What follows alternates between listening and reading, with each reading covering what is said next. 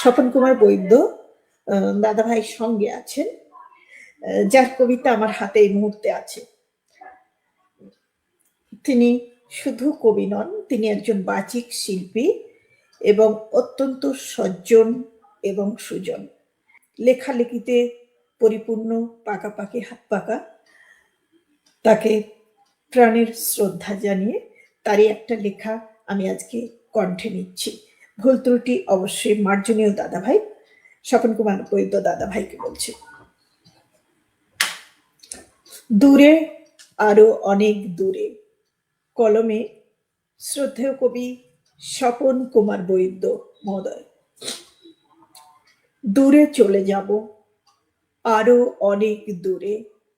হয়তোবা পাখি হয়ে উড়ে যাব, নয়তো একখণ্ড ভাসমান মেঘ। হতেও পারি দমকা হাওয়া কিংবা বৃষ্টির ফোঁটা, যে ফোঁটায় তুমি এক সময় ভেজাতে চাইতে চুল। সে ফোঁটায় আমি ভিজিয়েছি আমার দু চোখের নোনা জল। তাও কি ভুলে গেছো তুমি? এক দুপা করে সরে যাব তোমার স্পর্শের নাগালের বাইরে। যেভাবে নোঙর তুলে ধীর গতিতে মোড় নিয়ে দূরে চলে যায় পণ্য খালাসের পর কোনো জাহাজ, আমি তোমার কাছে নেহাত পণ্য ছিলাম।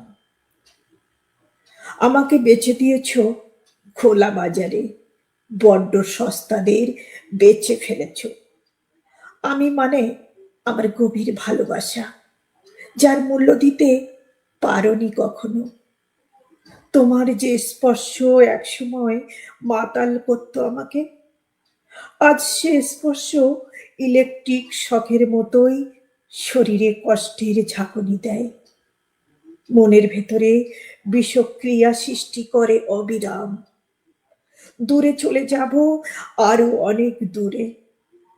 তুমি আর কখনো না পাও যেন আমাকে তোমার মিথ্যে ভালোবাসার ভিড়ে।